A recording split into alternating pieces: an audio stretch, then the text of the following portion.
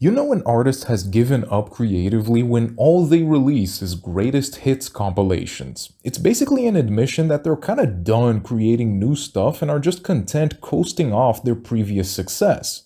With that in mind, it sure was a surprise to me that Hitman Contract, a greatest hits album of the first two Hitman games, turned out to be my favorite entry in the original trilogy.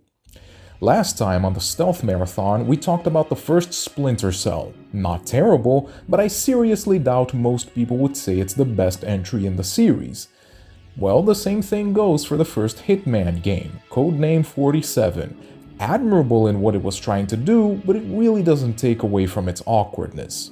Now, the game is historically significant. It established the world and major players of the Hitman franchise. Basically, you play as this extremely efficient, extremely bald assassin codenamed Agent 47. He works for the International Contracts Agency, or ICA. Basically Fiverr, but for murder. Want somebody dead? Give him a call, pay them millions, and it'll be taken care of. 47's handler is a very British woman named Diana Burnwood. Not quite as sassy as Eve Moneypenny, but she'll do. The hitman travels the world taking down some evil douchebags, but eventually finds out that the douchebags are technically all his fathers.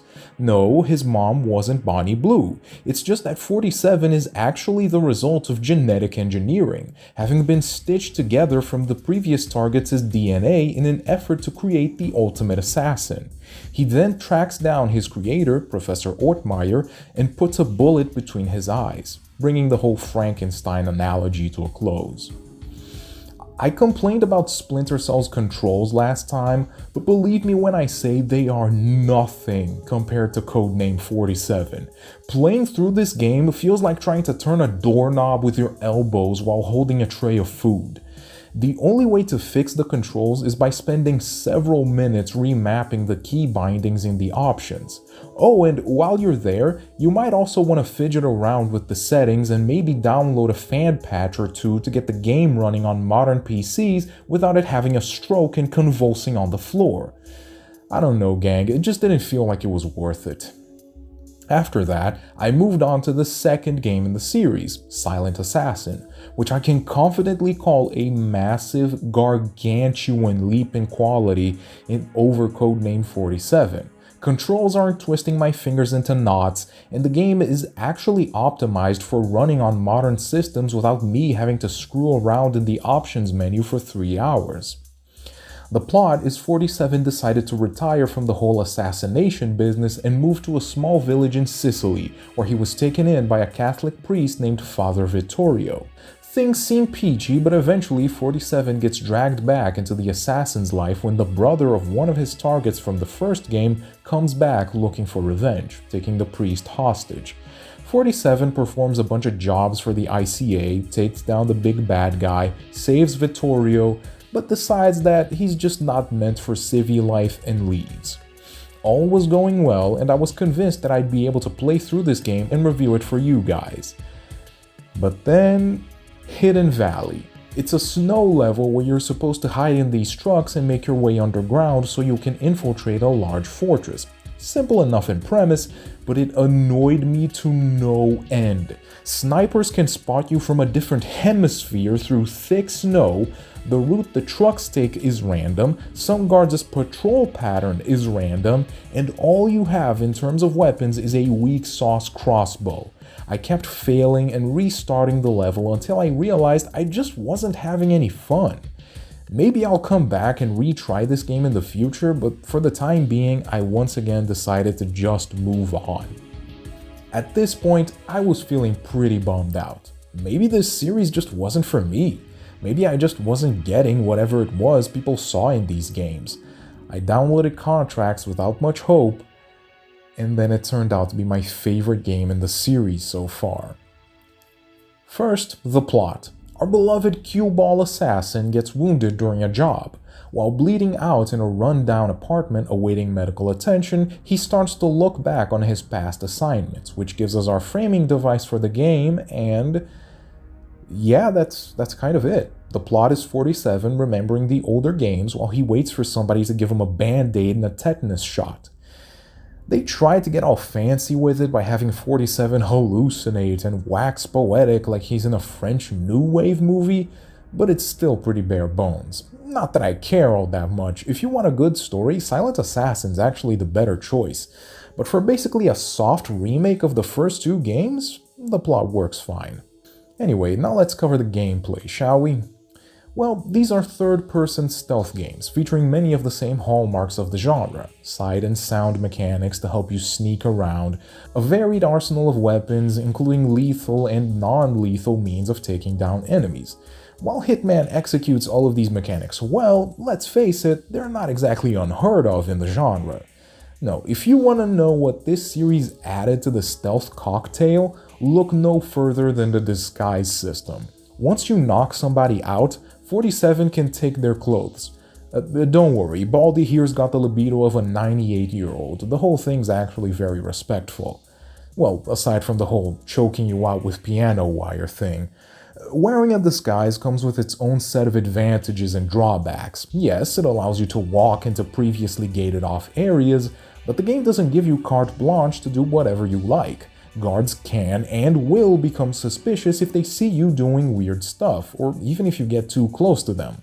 So you can't just waltz in through the front door carrying a minigun and hope the guys at the office won't mind.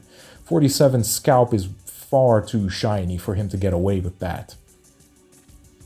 The social stealth system is what sets Hitman apart. In-universe, 47's appearance was specifically designed to be very generic and forgettable, and many of the locations you visit are just hotels, restaurants, places that are open to the public.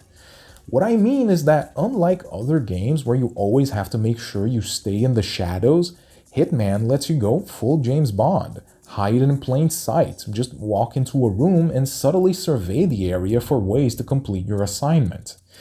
But the social stealth system wouldn't work if the level design wasn't as great as it is. Hitman has always excelled at giving players sandbox levels. You're just plopped somewhere, given a map of a huge area and a target and told, okay, figure it out. With the game giving you several points of entry, several usable disguises, and several means of making your target shuffle off this mortal coil. Maybe you find a good sniper's nest and take a shot at your target when they least expect it. Maybe you don a disguise, get right in their face and poison their food when they're not looking. Some of the most fun you can have in this game is replaying a mission, handpicking a specific arsenal, and taking down your target in such a creative way that not even the developers had thought of it. Now, the game wants you to be creative, but it doesn't want you getting sloppy. This is because at the end of every mission you get ranked, with the elusive Silent Assassin rating being reserved only for players who can get through the mission without getting caught and killing only the target. The other notable rating is Mass Murder, where you basically play this game as if it were Gears of War. Both the ranks award you with unique weapons at the end, so it's worth it to replay the missions and try out different approaches. Moving on from the gameplay, let's discuss the aesthetics. Now, saying that the first 3 Hitman games are the absolute pinnacle of graphical fidelity would be a straight-up lie. There's some wonky character models here, and some levels could use a bit more visual flair. That said, Contracts manages to create some memorable scenarios. Rain-soaked Chinese streets, a secluded country home surrounded by fog, a snowy desert with remote military bases. It's not going to make you get down on your knees and start crying, but it's still memorable. But if the visuals are a mixed bag, the soundtrack is a whole other story. Even if you don't feel like playing the first 2 games, I still highly recommend checking out Jesper Kyd's absolutely terrific compositions. I've heard people say that the soundtrack is actually the best part of the first game, and I have to agree. The man continues his amazing job here, giving us some moody, memorable, and sometimes downright epic songs to punctuate all the murder going on.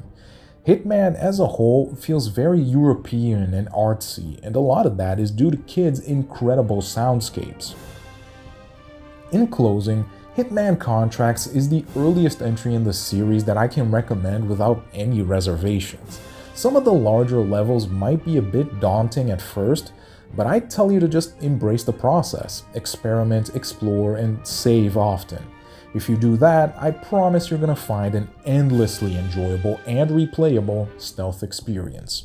So put on your best suit, cancel that Turkish hair transplant, and let's get paid.